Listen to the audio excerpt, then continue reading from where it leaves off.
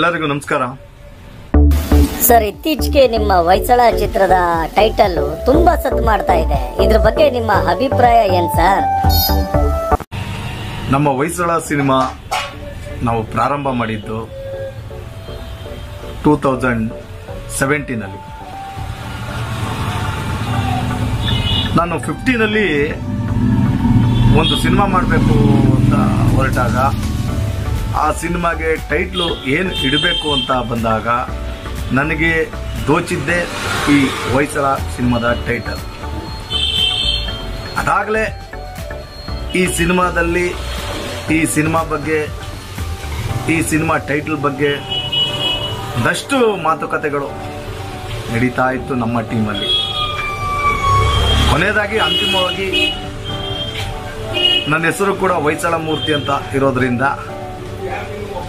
ಹೊಯ್ಸಳ ಅನ್ನೋ ಟೈಟ್ಲು ಈ ಒಂದು ಸಬ್ಜೆಕ್ಟ್ಗೆ ಸೂಕ್ತವಾಗುತ್ತೆ ಅಂತ ನನ್ನ ಟೀಮ್ನಲ್ಲಿ ಚರ್ಚೆ ಮಾಡಿ ಫೈನಲೈಸ್ ಮಾಡ್ತೀವಿ ಹೊಯ್ಸಳ ಅನ್ನೋ ಒಂದು ಟೈಟಲ್.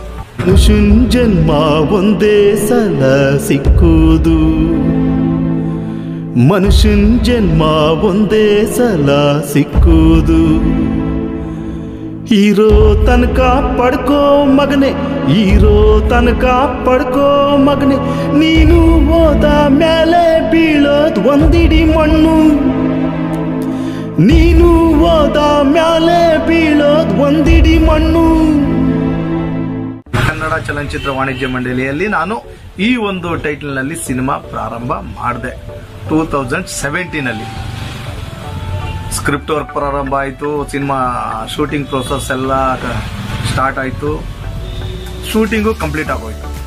ಪೋಸ್ಟ್ ಪ್ರೊಡಕ್ಷನ್ ಹಂತದಲ್ಲಿ ಇದ್ದೆ ನಾನು ಆ ಸಂದರ್ಭದಲ್ಲಿ.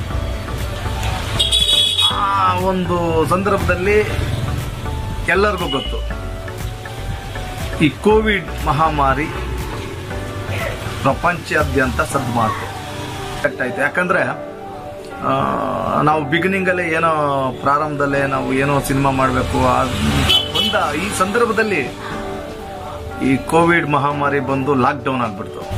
ಮತ್ತೆ 2022 ಈ ಸಿನಿಮಾ ಕಂಪ್ಲೀಟ್ ಮಾಡಿ ಸೆನ್ಸರ್ ಕೂಡ ಮಾಡಿಸ್ಕೊಂಡೆ. ನನ್ನ ಸಿನಿಮಾಗೆ ಸೆನ್ಸರ್ ಮಂಡಳಿಯಿಂದ UA ಸರ್ಟಿಫಿಕೇಟ್ ಬಂದಿದೆ. ಹಾಗಾಗಿ ಸಿನಿಮಾ ನಾನು ರಿಲೀಸ್ ಮಾಡೋಕ್ಕೆ ಓಡಾಡ್ತಿದ್ದೆ. ಈ ಒಂದು ಸಂದರ್ಭದಲ್ಲಿ ಡಾಲಿ ಧನಂಜಯ ಅವರ ಸಿನಿಮಾ ಕೂಡ ಇದೇ ಟೈಟಲ್ನಲ್ಲಿ ಪ್ರಾರಂಭ ಆಯಿತು. ಬಟ್ ಆ ಸಂದರ್ಭದಲ್ಲಿ ನನಗೆ ಯಾರೂ ಸಂಪರ್ಕಕ್ಕೆ ಬರಲಿಲ್ಲ. ಬಟ್ ಬಿಫೋರ್ ಅಂದರೆ ಡಾಲಿ ಧನಂಜಯ ಅವರು ಸಿನಿಮಾ ಅನೌನ್ಸ್ ಮಾಡೋಕ್ಕೂ ಮುಂಚೆನೇ 2020 ನನಗೆ ಯಾರೋ ಒಬ್ಬರು ನನಗೆ ಕಾಲ್ ಮಾಡಿದ್ರು. ಯಾರೋ ವಿಜಯ್ ಅಂತ ಹೇಳ್ಕೊಂಡು ಆ ಹೆಸರಿನಲ್ಲಿ ನನಗೆ ಕಾಲ್ ಮಾಡಿದ್ರು. ನಾನು ಆ ಚಿತ್ರದ ನಿರ್ದೇಶಕ ವಿಜಯ್ ಅಂತ, ನಾನು ಹೊಯ್ಸಳ ಅಂತ ಸಿನಿಮಾ ಮಾಡ್ತಾ ಇದ್ದೀನಿ ಸರ್, ನಿಮ್ಮ ಸಿನಿಮಾ ಯಾವ ಪ್ರೋಸೆಸ್ಸಲ್ಲಿದೆ ಅಂತ ಕೇಳಿದ್ರು ನನಗೆ. ಇನ್ನೇನು ಸಿನಿಮಾ ಕಂಪ್ಲೀಟ್ ಆಗುತ್ತೆ, ನಾನು ಸೆನ್ಸರ್ಗೆ ಹೋಗ್ಬೇಕು ಅಂತ ನಾನು ಆ ಟೈಮಲ್ಲೇ 2020 ಹೇಳಿದ್ದೆ ನಾನು ಅವ್ರಿಗೆ. ಅದಾದ್ಮೇಲೆ ನನ್ನ ಸಂಪರ್ಕಕ್ಕೆ ಒಬ್ಬರು ಬರಲಿಲ್ಲ. 2022 ಡಾಲಿ ಧನಂಜಯ ಅವರ ಸಿನಿಮಾ ಪ್ರಾರಂಭ ಆಯಿತು. ಆ ಸಿನಿಮಾಕ್ಕೆ ಇದೇ ನಮ್ಮ ಹೊಯ್ಸಳ ಟೈಟಲ್ನ ಅನೌನ್ಸ್ ಮಾಡಿದ್ರು. ಆವಾಗ ಸ್ವಲ್ಪ ನನಗೆ ಗಾಬರಿ ಆಯಿತು. ಏನಪ್ಪ ಎಲ್ಲಿ ಟೈಟಲ್ ಕ್ಲಾಸ್ ಆಗ್ಬಿಡ್ತದೋ ಏನೋ ಗೊತ್ತಿಲ್ವಲ್ಲ. ಅವರು ಇದೇ ಟೈಟಲ್ನಲ್ಲಿ ಬರ್ತಾ ಇದ್ದಾರೆ, ನಾನು ಇದೇ ಟೈಟಲ್ನಲ್ಲಿ ಸಿನಿಮಾ ಮಾಡಿ ಕಂಪ್ಲೀಟ್ ಮಾಡಿ ಸಿನಿಮಾ ಸೆನ್ಸರು ಮಾಡಿಸ್ಬಿಟ್ಟಿದ್ದೀನಿ ಅಂತ ನನಗೊಂದು ಸ್ವಲ್ಪ ಗಾಬರಿ ಆಯಿತು. ಬಟ್ ನನಗೆ ಇನ್ನೊಂದು ಮಾಹಿತಿ ಇತ್ತು. ಕನ್ನಡ ಚಲನಚಿತ್ರ ವಾಣಿಜ್ಯ ಮಂಡಳಿ ಇರ್ಬೋದು, ಇನ್ನೊಂದಷ್ಟು ಚಿತ್ರರಂಗದಲ್ಲಿ ಅನುಭವಿಗಳಿಂದ ನನಗೊಂದಷ್ಟು ಮಾಹಿತಿ ಇತ್ತು. ಏನಪ್ಪ ಅಂತಂದರೆ, ಯಾರು ಮೊದಲು ಸಿನಿಮಾ ಕಂಪ್ಲೀಟ್ ಮಾಡಿ ಸೆನ್ಸರ್ ಮುಂದೆ ಹೋಗ್ತಾರೆ, ಸೆನ್ಸರ್ ಮಾಡಿಸ್ತಾರೆ, ಅವ್ರಿಗೆ ಆ ಟೈಟಲ್ ಫೈನಲೈಸ್ ಆಗುತ್ತೆ ಅಂತ ನನಗೆ ನುರಿತ ಚಿತ್ರರಂಗದ ಅನುಭವಿಗಳಿಂದ ಒಂದಷ್ಟು ಮತ್ತು ಅವ್ರ ಜೊತೆ ಸಲಹೆಗಳನ್ನ ಪಡ್ಕೊಂಡಿದ್ದೆ. ಹಾಗಾಗಿ ಅವರು ಕೊಟ್ಟಂತ ಭರವಸೆ ಪ್ಲಸ್ ಮಾಹಿತಿ ನಾನು ಇದೇ ಹೊಯ್ಸಳ ಟೈಟಲ್ನಲ್ಲಿ ಮೂವ್ ಆದೆ. ಅಂತಿಮವಾಗಿ ನನ್ನ ಹೊಯ್ಸಳ ಸಿನಿಮಾ ಸೆನ್ಸಾರ್ ಆಯಿತು, US ಸರ್ಟಿಫಿಕೇಟ್ ಕೂಡ ಪಡ್ಕೊಂಡೆ. ನಾನು ರಿಲೀಸ್ಗೆ ಓಡಾಡ್ತಿರೋ ಈ ಸಂದರ್ಭದಲ್ಲಿ ಡಾಲಿ ಧನಂಜಯ್ ಅವರು ಅವರ ಸಿನಿಮಾಗೂ ಇದೇ ಟೈಟಲ್ನಲ್ಲಿ ಪ್ರಚಾರ ಪ್ರಾರಂಭ ಮಾಡಿದ್ರು. ಜೊತೆಗೆ ಇದೇ ಮಾರ್ಚ್ 30ಕ್ಕೆ ರಿಲೀಸ್ ಡೇಟ್ ಕೂಡ ಅನೌನ್ಸ್ ಮಾಡಿಬಿಟ್ರು ನನಗೆ. ತಕ್ಷಣ ಏನು ಮಾಡಿದೆ, ನಾನು ನನ್ನ ಕನ್ನಡ ಚಲನಚಿತ್ರ ವಾಣಿಜ್ಯ ಮಂಡಳಿಗೆ ಭೇಟಿ ಕೊಟ್ಟೆ. ಆ ಭೇಟಿ ಕೊಟ್ಟ ಸಂದರ್ಭದಲ್ಲಿ ನನಗೆ ಮಾಹಿತಿ ಸಿಕ್ಕಿದ್ದೇನಪ್ಪ ಅಂತಂದರೆ, ನಿನ್ನ ಸಿನಿಮಾ ಸೆನ್ಸರ್ ಆಗಿದೆ, ನಿನ್ನ ಸಿನಿಮಾ ರಿಲೀಸ್ ಮಾಡ್ಬೋದು, ನಿನ್ನಗೆ ಹೆಚ್ಚಿನ ಮಾಹಿತಿ ಬೇಕಂತಂದರೆ ಸೆನ್ಸರ್ ಮಂಡಳಿಗೆ ಒಂದ್ಸಲ ಭೇಟಿ ಕೊಟ್ಟು ಆ ಅಧಿಕಾರಿಗಳ ಜೊತೆ ಮಾತಾಡುವಂತ ನನಗೆ ಕನ್ನಡ ಚಲನಚಿತ್ರ ವಾಣಿಜ್ಯ ಮಂಡಳಿಯ ಅಧ್ಯಕ್ಷರು ನನಗೆ ಒಂದು ಮಾಹಿತಿ ಕೊಟ್ಟರು. ಅವ್ರೇನು ಮಾಹಿತಿ ಕೊಟ್ಟರು ಆ ಮಾಹಿತಿ ಆಧಾರದ ಮೇಲೆ ನಾನು ಸೆನ್ಸರ್ ಮಂಡಳಿಗೆ ಭೇಟಿ ಕೊಟ್ಟೆ. ಒಂದಷ್ಟು ಮಾಹಿತಿಗಳನ್ನ ತಿಳ್ಕೊಂಡೆ, ಪ್ಲಸ್ ಒಂದು ಲಿಖಿತವಾಗಿ ಒಂದು ಲೆಟರ್ ಕೂಡ ಕೊಟ್ಟೆ ನಾನು. ಸ್ವಲ್ಪ ದಿನದಲ್ಲೇ ನನಗೆ ಮೇಲ್ ಮುಖಾಂತರ ಅವರು ಒಂದು ಪತ್ರ ರವಾನೆ ಮಾಡಿದ್ರು ನನಗೆ. ಆ ಪತ್ರದಲ್ಲಿ ನನಗೆ ಏನಪ್ಪ ಇತ್ತು ಅಂತಂದರೆ, ನಾವು ಸಿನಿಮಾ ಸೆನ್ಸರ್ ಮಾಡ್ತೀವಿ, ಬಟ್ ಟೈಟ್ಲ್ಗೂ ನಮಗೂ ಯಾವುದೇ ಸಂಬಂಧ ಇಲ್ಲ ಅಂತ ಹೇಳಿದ್ರು. ನನಗೆ ತುಂಬ ಗಾಬರಿ ಆಯಿತು. ಆ ಲೆಟ್ರ್ನಲ್ಲಿ ಇನ್ನೂ ಕೆಲವು ವಿಚಾರಗಳು ಇತ್ತು. ವಾಣಿಜ್ಯ ಮಂಡಳಿ ಉಂಟು, ಪ್ರೊಡ್ಯೂಸರ್ ಅಸೋಸಿಯೇಷನ್ ಉಂಟು, ನೀವುಂಟು ನನಗೆ ಆ ಲೆಟ್ರ್ನಲ್ಲಿ ಹೇಳಿದರು. ಹಾಗಾಗಿ ನಾನು ಮತ್ತೆ ವಾಣಿಜ್ಯ ಮಂಡಳಿಗೆ ಭೇಟಿ ಕೊಟ್ಟೆ, ಚರ್ಚೆ ಮಾಡಿದೆ. ಅದು ಸರಿಯಾದ ಮಾಹಿತಿ ನನಗೆ ಸಿಗಲಿಲ್ಲ. ಮತ್ತು ಕರ್ನಾಟಕ ಚಲನಚಿತ್ರ ವಾಣಿಜ್ಯ ಮಂಡಳಿಗೂ ಈ ಒಂದು ಇಶ್ಯೂ ಬಗ್ಗೆ, ಟೈಟ್ಲ್ ಇಶ್ಯೂ ಬಗ್ಗೆ ಒಂದು ಪತ್ರ ಬರೆದೆ. ಅಲ್ಲಿಂದಲೂ ನನಗೆ ಯಾವುದೇ ಒಂದು ಮಾಹಿತಿ ಬರಲಿಲ್ಲ. ಹಾಗಾಗಿ ಕರ್ನಾಟಕ ಚಲನಚಿತ್ರ ವಾಣಿಜ್ಯ ಮಂಡಳಿ ಪ್ಲಸ್ ಕನ್ನಡ ಚಲನಚಿತ್ರ ವಾಣಿಜ್ಯ ಮಂಡಳಿ ಎರಡರಲ್ಲೂ ಸರಿಯಾದ ಮಾಹಿತಿ ಸಿಗದೇ ಇರೋ ಕಾರಣ ನನಗೆ ಅನಿವಾರ್ಯ ಆಯಿತು ಕೋರ್ಟ್ ಮೊರೆ ಹೋಗೋಕ್ಕೆ. ಹಾಗಾಗಿ ನಾನು ಇದೇ ತಿಂಗಳು ನಾನು 3ನೇ ತಾರೀಕು ಕೋರ್ಟ್ನ ಮೊರೆ ಹೋದೆ. ನಾನು ಒಂದು ಅರ್ಜಿ ಹಾಕ್ತೆ. ನಾನು ಈಗಾಗಲೇ ನನ್ನ ಹೊಯ್ಸಳ ಸಿನಿಮಾ ಸೆನ್ಸರ್ ಆಗಿದೆ. ಹಾಗಾಗಿ ಇದೇ ಟೈಟಲ್ನಲ್ಲಿ ಇನ್ನೊಂದು ಸಿನಿಮಾ ಬರ್ತಾ ಇದೆ. ಇದೇ ಟೈಟಲ್ನಲ್ಲಿ ಇನ್ನೊಂದು ಸಿನಿಮಾ ಬಂದಾಗ ನನ್ನ ಸಿನಿಮಾಗೆ ತುಂಬ ತೊಂದರೆ ಆಗುತ್ತೆ ಅಂತ ನಾನು ಕೋರ್ಟ್ನ ಮೊರೆ ಹೋಗಿ ಅರ್ಜಿ ಹಾಕ್ತೆ. ತಕ್ಷಣಕ್ಕೆ ಕೋರ್ಟು ನನಗೆ ಇದೇ 30ನೇ ತಾರೀಕು ಏನು ಡಾಲಿ ಧನಂಜಯ್ ಅವರ ಸಿನಿಮಾ, ಆ ಸಿನಿಮಾದ ಹೆಸರಿನಲ್ಲಿ ಅಂದರೆ ಹೊಯ್ಸಳ ಅನ್ನೋ ಸಿನಿಮಾದಲ್ಲಿ ಹೆಸರಿನಲ್ಲೇ ಬರ್ತಿರೋ ಈ ಒಂದು ಸಿನಿಮಾಕ್ಕೆ ತಡೆಯಾಜ್ಞೆ ನೀಡ್ತು ಕೋರ್ಟ್. ಹಾಗಾಗಿ ಸದ್ಯದ ಮಟ್ಟಕ್ಕೆ ಹೊಯ್ಸಳ ಅನ್ನೋ ಟೈಟಲ್ನಲ್ಲಿ ಅವರು ಸಿನಿಮಾ ಬಿಡುಗಡೆ ಮಾಡಬಾರ್ದು ಅಂತ ತಡೆಯಾಜ್ಞೆ ಇರೋದ್ರಿಂದ ಕಾದ್ ನೋಡೋಣ ಅವ್ರೇನು ಮಾಡ್ತಾರೆ ಅಂತ ನಾನು ಸುಮ್ಮನಾದೆ. ಸರ್, ಇದೇ ಹೆಸರನ್ನ ಇನ್ನೊಂದು ಚಿತ್ರತಂಡ ನಿಮ್ಮನ್ನ ಮಾತನಾಡೋ ಪ್ರಯತ್ನ ಏನಾದರೂ ಮಾಡ್ತಾ ಸರ್? ಮಾಡಿಲ್ಲ, ಬಟ್ ಹೇಳದ್ನಲ್ಲ 2 years ಬ್ಯಾಕ್ ಯಾರೋ ಒಬ್ರು ವಿಜಯ್ ಅಂತ ಹೆಸರಿನಲ್ಲಿ ನನಗೆ ಕಾಲ್ ಮಾಡಿದ್ರು. ಅವರು ನಿಮ್ಮ ಸಿನಿಮಾ ಯಾವ ಹಂತದಲ್ಲಿದೆ ಅಂತ ಕೇಳಿದ್ರು. ನಾನು ಪೋಸ್ಟ್ ಪ್ರೊಡಕ್ಷನ್ ಇದ್ದೀನಿ ಅಂತ ಹೇಳಿದೆ ಅಷ್ಟೇ. ಅದಾದ್ಮೇಲೆ ನನಗೆ ಯಾವುದೇ ಸಂಪರ್ಕಕ್ಕೆ ಬಂದಿಲ್ಲ ಅವರು. ಸರ್, ಡಾಲಿ ಧನಂಜಯ್ ಅವರ ಹೊಯ್ಸಳ ಚಿತ್ರ ಈಗ ಗುರುದೇವ್ ಹೊಯ್ಸಳ ಆಗಿದೆ. ಅವರು ಟೈಟಲ್ ಬದಲಾವಣೆ ಮಾಡ್ಕೊಂಡಿದ್ದಾರೆ, ಅದ್ರ ಬಗ್ಗೆ? ಹೌದು, ಮೊನ್ನೆ ಪ್ರೆಸ್ ಮೀಟ್ನಲ್ಲಿ ಅವರು ಅನೌನ್ಸ್ ಮಾಡಿದ್ದಾರೆ. ಈಗಾಗಲೇ ನಾವು ಗುರುದೇವ್ ಹೊಯ್ಸಳ ಅನ್ನೋ ಹೆಸರಿನಲ್ಲಿ ಟೈಟಲ್ನಲ್ಲಿ ನಾವು ಸಿನಿಮಾ ತೆರೆಗೆ ಬರ್ತೀವಿ ಅಂತ ಅನೌನ್ಸ್ ಮಾಡಿದ್ದಾರೆ. ಹಾಗಾಗಿ ಎಲ್ಲೋ ಒಂದು ಕಡೆ ನಮಗೂ ಒಂದು ಸ್ವಲ್ಪ ಧೈರ್ಯ ಬರ್ತಿದೆ ಅಷ್ಟೇ. ನಮ್ಮ ಸಿನಿಮಾ ರಿಲೀಸ್ ಮಾಡೋದಕ್ಕೂ ಒಂದು ಸ್ವಲ್ಪ ಧೈರ್ಯ ಬರ್ತಿದೆ. ನೋಡಿ, ಆ ಪ್ರೆಸ್ ಮೀಟ್ನಲ್ಲಿ ಇನ್ನೊಂದು ಕೇಳಿದೆ ನಾನು. ಯಾರೋ ಒಬ್ರು ಅಲ್ಲಿ ಪಕ್ಕದಲ್ಲಿ ಕುತ್ಕೊಂಡು ಹೇಳ್ತಾರೆ, ಅವ್ರ ಸಿನಿಮಾ ಅನೌನ್ಸ್ ಮಾಡಿದ್ಮೇಲೆ, ಅವ್ರ ಸಿನಿಮಾದ ಟೈಟಲ್ ಹೊಯ್ಸಳ ಅಂತ ಅನೌನ್ಸ್ ಮಾಡಿದ್ಮೇಲೆ ನಾನು ಓಡೋಗ್ಬಿಟ್ಟು ಸಿನಿಮಾ ಟೈಟಲ್ ರಿಜಿಸ್ಟರ್ ಮಾಡ್ಕೊಂಡ್ಬಿಟ್ಟಿದ್ದೀನಿ ಅಂತ ಆ ಥರ ಆಲೋಚನೆ ಇಟ್ಕೊಂಡು ಮಾತಾಡ್ತಾರೆ. ಬಟ್ ನಾನು 2017 ನನ್ನ ಸಿನಿಮಾ ಟೈಟಲ್ ರಿಜಿಸ್ಟ್ರೇಷನ್ ಆಗಿರೋದು, ನನ್ನ ಸಿನಿಮಾ ಪ್ರಾರಂಭ ಆಗಿರೋದು 2017, ಕಂಪ್ಲೀಟ್ ಆಗಿರೋದು 2019, ಸೆನ್ಸರ್ ಆಗಿರೋದು 2022 ನಂದು ಸಿನಿಮಾ ಕಂಪ್ಲೀಟ್ ಆಗಿದೆ. US ಸರ್ಟಿಫಿಕೇಟ್ ಕೂಡ ಬಂದಿದೆ. ಹಾಗಾಗಿ ನಾನೆಲ್ಲೋ ಡಾಲಿ ಧನಂಜಯ್ ಅವ್ರ ಸಿನಿಮಾ ಹೊಯ್ಸಳ ಅಂತ ಅನೌನ್ಸ್ ಆದ ತಕ್ಷಣ ನಾನು ಓಡೋಗ್ಬಿಟ್ಟು ಸಿನಿಮಾ ಟೈಟಲ್ನ ರಿಜಿಸ್ಟರ್ ಮಾಡ್ಕೊಂಡು ಸಿನಿಮಾ ಮಾಡಿಲ್ಲ ನಾನು. ಅವ್ರು ಅನೌನ್ಸ್ ಮಾಡೋದಕ್ಕೂ 4 years ಬ್ಯಾಕ್ ನನ್ನ ಸಿನಿಮಾ ಸ್ಟಾರ್ಟ್ ಆಗಿದೆ. ಡಾಲಿ ಧನಂಜಯ್ ಅವರು ಮೊನ್ನೆ ಪ್ರೆಸ್ ಮೀಟ್ ನಲ್ಲಿ ಹೊಯ್ಸಳ ಮೂರ್ತಿ ಅವ್ರ ಜೊತೆ ಮಾತನಾಡಿದ್ದೇನೆ ಅಂತ ಹೇಳಿದಾರಲ್ಲ, ಅದ್ರ ಬಗ್ಗೆ ನಿಮ್ಮ ಅಭಿಪ್ರಾಯ ಅನಿಸಿಕೆ ಏನು? ಹೌದು, ಅದೊಂದು ಕೇಳ್ಪಟ್ಟೆ. ಯಾಕಂದ್ರೆ ನಾನು ಡಾಲಿ ಧನಂಜಯ್ ಅವರು ನನ್ನ ಜೊತೆ ಅವತ್ತು ಫೋನ್ ಮುಖಾಂತರ ನನಗೆ ಸಂಪರ್ಕಕ್ಕೆ ಬಂದಿದ್ರು. ಅದು ನಾನೇನು ಅವ್ರಿಗೆ ಕಾಲ್ ಮಾಡಿಲ್ಲ. ಬಟ್ ಶೂನ್ಯ ಅಂತ ಎಡ್ಬುಷ್ ಡೈರೆಕ್ಟ್ರು, ಅವ್ರಿಗೂ ನಮಗೂ ಒಡನಾಟ ಸುಮಾರು ಒಂದು 7-8 years ಇಂದ ಇದೆ. ಯಾಕಂದ್ರೆ ಒಂದೇ ಸಿನಿಮಾದಲ್ಲಿ ನಾನು ಅವರಿಬ್ರು ಅಸೋಸಿಯೇಟ್ ಆಗಿ ಕೆಲಸ ಮಾಡಿದ್ವಿ. ಹಾಗಾಗಿ ಅವ್ರು ಇವಾಗ ಶೂನ್ಯ ಅಂತ ಹೆಸರಿದೆ. ಬಟ್ ಅವಾಗ ನಮಗೆ ನಮ್ಮ ಜೊತೆ ಕೆಲಸ ಮಾಡಿದಾಗ ಅವ್ರ ಹೆಸರು ಶಶಿ ಅಂತ. ಇವಾಗ ಅವರು ಎಡ್ಬುಷ್ ಸಿನಿಮಾ ಮಾಡೋ ಟೈಮಲ್ಲಿ ಶೂನ್ಯ ಆಗಿದ್ದಾರೆ. ಅವರು ನನಗೆ ಕಾಲ್ ಮಾಡಿದ್ರು. ನನಗೆ ಕಾಲ್ ಮಾಡಿ ಏನು ಈ ಥರ ಪ್ರಾಬ್ಲಮ್ ಮಾಡ್ಕೊಂಡಿದ್ದೀರಾ, ಕೂತ್ಕೊಂಡು ಸಮಸ್ಯೆನ ಬಗೆಹರಿಸ್ಕೊಂಬೋದಲ್ಲ ಅಂತ ನನಗೆ ಕಾಲ್ ಮಾಡಿದ್ರು. ಇಲ್ಲ, ಸಮಸ್ಯೆ ಬಗೆಹರಿಸ್ಕೊಳ್ಳೋಕ್ಕೆ ನನಗೆ ಯಾರೂ ಸಂಪರ್ಕಕ್ಕೆ ಬಂದಿಲ್ಲ, ಯಾರೂ ನನಗೆ ಕಾಲು ಮಾಡಿಲ್ಲ ಅದ್ರ ಬಗ್ಗೆ ಮಾತಾಡೋಕ್ಕೆ. ಏಕದಮ್ ಅವರು ಡೇಟ್ ಅನೌನ್ಸ್ ಮಾಡಿಬಿಟ್ರು. ಅನಿವಾರ್ಯ ಕಾರಣಗಳಿಂದ ನಾನು ಕೋರ್ಟ್ಗೆ ಹೋದೆ ಅಂತ ನಾನು ಅವ್ರಿಗೆ ಹೇಳಿದಾಗ, ಇಲ್ಲ ಸರ್, ಒಂದು ಸಲ ನೀವು ಮಾತಾಡಿ, ನೀವು ಕುತ್ಕೊಂಡು ಸಮಸ್ಯೆ ಬಗೆಹರಿಸ್ಕೋಬೋದಲ್ಲ, ಒಂದ್ಸಲ ಮಾತಾಡಿ ಅಂತ ನನಗೆ ಹೇಳಿದ್ರು. ಇಲ್ಲ, ನಾನು ಫೋನಲ್ಲಿ ಮಾತಾಡಲ್ಲ, ನಾನು ನೇರವಾಗಿ ಬೆಂಗಳೂರಿಗೆ ಬರ್ತೀನಿ ಬಿಡಿ, ನಾನು ಹೊರಗಡೆ ಚಿಕ್ಕಮಂಗ್ಳೂರ್ ಹತ್ರ ಯಾವುದೋ ಒಂದು ಹೊಸ ಸಿನಿಮಾ ಶೂಟಿಂಗಲ್ಲಿ ಇದ್ದೀನಿ, ಹಾಗಾಗಿ ನಾನು ಬಂದು ಮಾತಾಡ್ತೀನಿ ಬಿಡಿ ನಿಮ್ಮ ಜೊತೆ ಅಂತ ಹೇಳಿದೆ. ಅವರು ಫೋರ್ಸ್ ಮಾಡಿದ್ರು ನನಗೆ, ಇಲ್ಲ ಒಂದು ಸಲ ಮಾತಾಡ್ಬಿಡಿ ಸರ್, ಧನಂಜಯ್ ಅವರು ಮಾತಾಡ್ತಾರೆ ನಿಮ್ಮ ಜೊತೆ, ನೀವು ಅವರು ಮಾತಾಡಿ. ಕಾನ್ಫರೆನ್ಸ್ ಮುಖಾಂತರ ನನಗೆ ಮಾತಾಡ್ಸಿದ್ರು. ನನಗೆ ಡಾಲಿ ಧನಂಜಯ್ ಅವರು ನನ್ನ ಜೊತೆ ಮಾತಾಡಿ ಒಂದಷ್ಟು ಮಾಹಿತಿಗಳನ್ನ ತಿಳ್ಕೊಂಡ್ರು. ಬಟ್ ಏನಪ್ಪ ಅಂತಂದರೆ, ನಾನು ಹೇಳಿದ್ದೀನಿ, ನಾನು ಮಂಗಳವಾರ ಬರ್ತೀನಿ, ನಾನು ಈ ಸಮಸ್ಯೆಗೆ ಹೆಂಗೆ ಪರಿಹಾರ ಅಂತ ಕೇಳಿದ್ರು ಅವರು. ಇಲ್ಲ ಸರ್, ನಾನು ಬಂದು ಮಾತಾಡ್ತೀನಿ, ನಾನು ಕುತ್ಕೊಂಡು ಸಮಸ್ಯೆ ಬಗೆಹರಿಸ್ಕೊಳ್ಳಂಗಿದ್ರೆ ನಾವು ಮಾತಾಡೋಣ ಸರ್, ಕುತ್ಕೊಂಡು ಮಾತಾಡೋಣ. ಮತ್ತು ಮಾತಾಡೋಕ್ಕೂ ಮೊದಲೇ ನನ್ನ ಜೊತೆ, ನನ್ನ ಸಹಪಾಠಿಗಳ ಜೊತೆ, ನನ್ನ ಚಿತ್ರತಂಡದ ಜೊತೆ ನಾನು ಚರ್ಚೆ ಮಾಡ್ತೀನಿ. ನಾನು ಮತ್ತು ನನ್ನ ಕಾನೂನು ಸಲಹೆಗಾರರಿದ್ದಾರೆ, ಅವ್ರ ಜೊತೆನೇ ನಾನು ಮಾತಾಡಬೇಕು ಸರ್. ಅವ್ರ ಜೊತೆ ಮಾತಾಡ್ಕೊಂಡು ನಾನು ಬೆಂಗಳೂರಿಗೆ ಬರ್ತೀನಿ ಸರ್.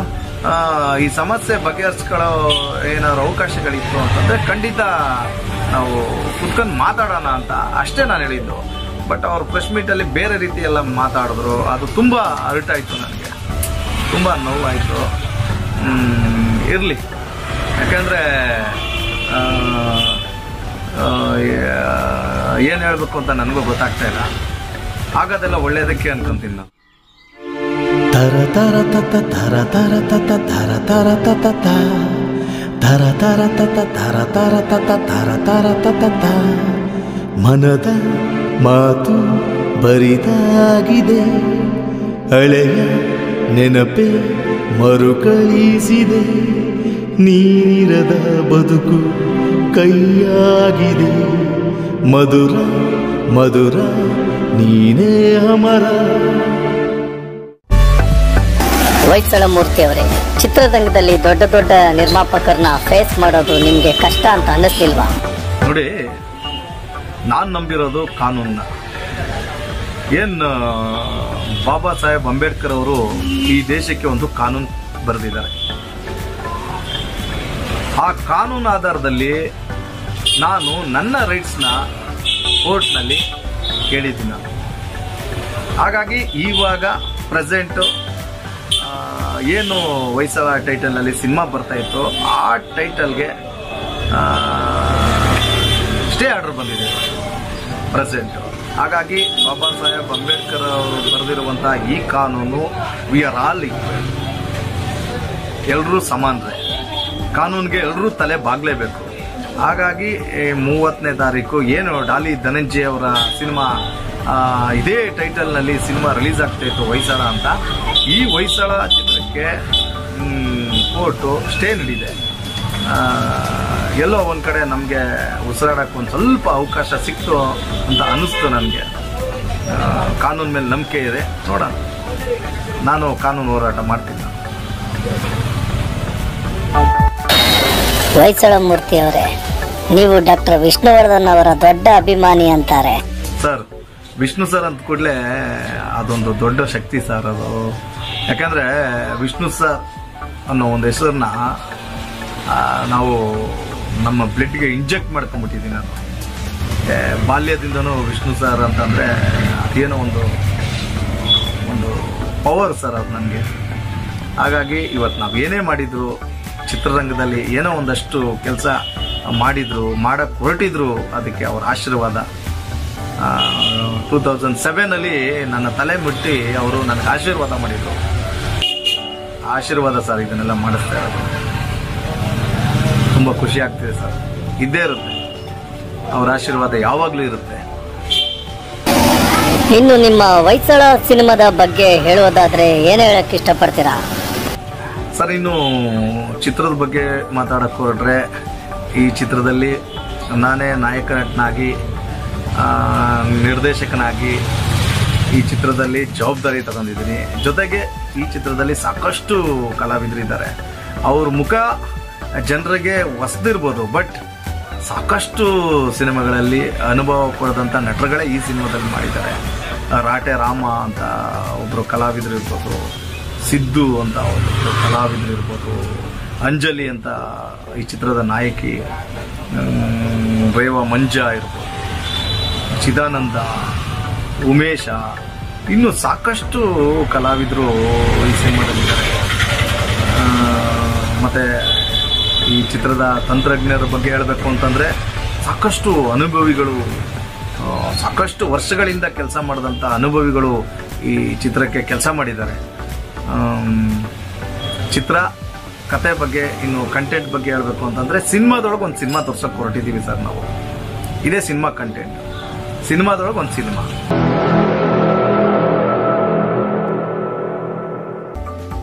ಗುರುದೇವ್ ಹೊಯ್ಸಳ ಬರಲು ರೆಡಿ. ಹೊಯ್ಸಳ ಯಾವಾಗ ಬರ್ತೀರಾ ಸರ್?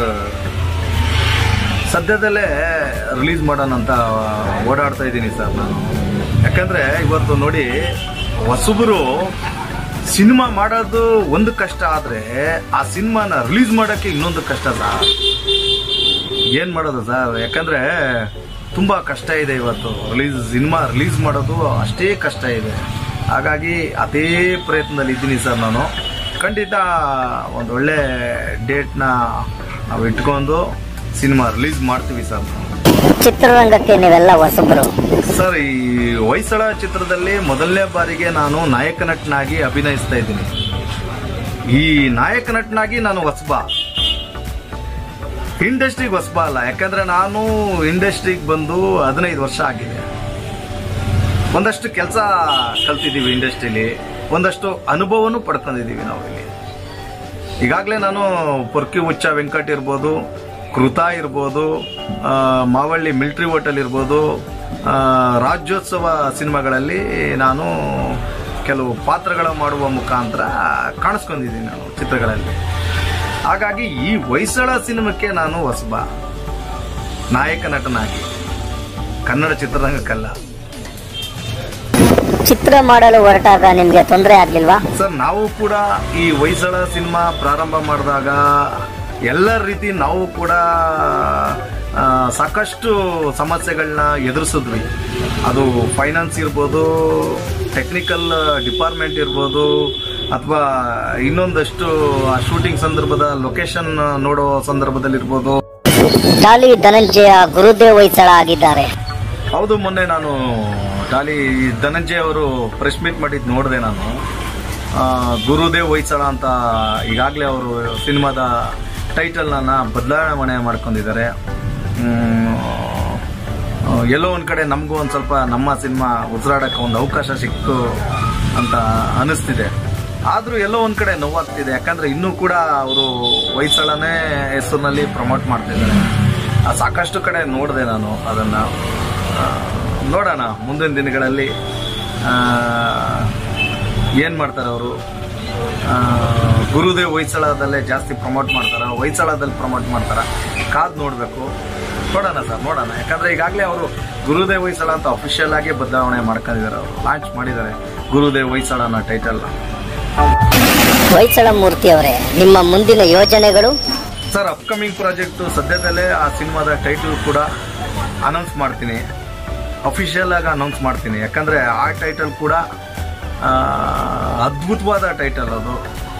ಹಾಗಾಗಿ ಆ ಚಿತ್ರಕ್ಕೂ ನಾನೇ ನಾಯಕ ನಟ, ನಿರ್ದೇಶಕ, ಅದ್ಭುತವಾಗಿ ಈಗಾಗಲೇ ಆ ಚಿತ್ರದ ಹಾಡುಗಳ ಧ್ವನಿ ಮುದ್ರಣ ಕಾರ್ಯ ನಡೀತಾ ಇದೆ. 6 ಸಾಂಗ್ಸು ಕಂಪೋಸಿಷನ್ ಎಲ್ಲ ಆಗಿದೆ. ವೀರೇಶ್ ಕಾಂಬ್ಳೆ ಅಂತ 3 ಸಾಂಗ್ ಮಾಡಿದ್ದಾರೆ. ನಾನು ಕೂಡ 3 ಸಾಂಗ್ ಮ್ಯೂಸಿಕ್ ಮಾಡಿದ್ದೇನೆ. ಸಾಂಗ್ಸ್ ಎಲ್ಲ ಅದ್ಭುತವಾಗಿ ಮೂಡ್ ಬಂದಿದೆ. ಸದ್ಯದಲ್ಲೇ ಈ ಸಿನಿಮಾ ಟೈಟಲ್ ಕೂಡ ಅನೌನ್ಸ್ ಆಗುತ್ತೆ. ಈಗಾಗಲೇ ನಾನು ಪ್ರೀ ಪ್ರೊಡಕ್ಷನ್ ವರ್ಕಲ್ಲಿ ಇದ್ದೀನಿ. ರೆಕಾರ್ಡಿಂಗ್ ಕೂಡ ನಡೀತಾ ಇದೆ. ಅದಂತೂ ಅದ್ಭುತವಾಗಂತೂ ಇರುತ್ತೆ ಅಂತ ನಾನು ಒಂದು ಭರವಸೆ ಕೊಡ್ತೀನಿ ಸರ್. ನಾನು ಖಂಡಿತ ಆ ಸಿನಿಮಾ ಟೈಟ್ಲು ಕೂಡ ನಿಮ್ಮ ಹೊಯ್ಸಳ ಸಿನಿಮಾ ಟೈಟಲ್ ರೀತಿ ಕಾಂಟ್ರವರ್ಸಿನಾ? ಸರ್, ಒಳ್ಳೆ ಪ್ರಶ್ನೆ ಕೇಳಿದ್ರಿ ನೀವು. ಈಗಾಗಿರೋ ಈ ಸಮಸ್ಯೆಗೆ ಇದೇ ಕಾರಣ ಅನ್ಕೊಂತೀನಿ. ಯಾಕಂದ್ರೆ ಈಗಾಗಲೇ ಕರ್ನಾಟಕದಲ್ಲಿ ಫಿಲಂ ಚೇಂಬರ್ಗಳು 2-3 ಆಗ್ಬಿಟ್ಟಿದೆ. ಎಲ್ಲ ಕಡೆನೂ ಟೈಟ್ಲು ಕೊಡೋದ್ರಿಂದ ನಿರ್ಮಾಪಕರಿಗೆ ತುಂಬಾ ಕಷ್ಟ ಆಗ್ತಿದೆ. ಯಾಕಂದ್ರೆ ಅಲ್ಲೂ ಟೈಟ್ಲ್ ಕೊಡ್ತಾರೆ, ಇಲ್ಲೂ ಟೈಟ್ಲ್ ಕೊಡ್ತಾರೆ, ಎಲ್ಲೆಲ್ಲೂ ಟೈಟ್ಲ್ ಕೊಡ್ತಾರೆ. ಹೀಗಾದಾಗ ಒಬ್ಬ ನಿರ್ಮಾಪಕ ಹಂಗೆ ಏನ್ ಮಾಡ್ಬೇಕು ಸರ್? ಏನ್ ಮಾಡ್ತೀರಿ ಹೇಳಿ? ಬಹಳ ತೊಂದರೆ ಆಗುತ್ತೆ. ಹಾಗಾಗಿ ನಾನು ವಾರ್ತಾ ಇಲಾಖೆಗೆ ಮನವಿ ಮಾಡ್ತಾ ಇದ್ದೀನಿ, ವಾರ್ತಾ ಮಂತ್ರಿಗಳಿಗೆ ಮನವಿ ಮಾಡ್ತಾ ಇದ್ದೀನಿ, ಸರ್ಕಾರಕ್ಕೂ ನಾನು ಒಂದು ಮನವಿ ಕೊಡೋಣ ಅನ್ಕೊಂಡಿದ್ದೀನಿ. ಯಾಕಂದ್ರೆ ಈ ಥರದೊಂದು ಪ್ರಾಬ್ಲಮ್ಸ್ಗಳು ಮುಂದೆ ಆಗಬಾರ್ದು. ಈಗ ನನಗಾದಂಗೆ ಡಾಲಿ ಧನಂಜಯ ಅವ್ರಿಗೆ ಆದಂಗೆ ಯಾವುದೇ ಸಮಸ್ಯೆಗಳು ಆಗಬಾರ್ದಲ್ಲ. ಇಷ್ಟೊತ್ತು ನಿಮ್ಮ ಸಮಯನ ನಮ್ಮ ವಾಹಿನಿ ಜೊತೆ ಕಳೆದಿದ್ದಕ್ಕೆ ತಮಗೆ ಧನ್ಯವಾದಗಳು. ತಮಗೂ ಕೂಡ ಧನ್ಯವಾದ. ಯಾಕಂದ್ರೆ ನನಗೆ ಇಷ್ಟು ದೂರ ಬಂದು ನನ್ನ ಇಂಟರ್ವ್ಯೂ ಮಾಡಿದ್ದಕ್ಕೆ ತಮ್ಮ ವಾಹಿನಿಯ ಎಲ್ಲರಿಗೂ ನನ್ನ ಧನ್ಯವಾದಗಳನ್ನು ಅರ್ಪಿಸ್ತೀನಿ. ಸದ್ಯದಲ್ಲೇ ಹೊಯ್ಸಳ ನಿಮ್ಮ ಮುಂದೆ.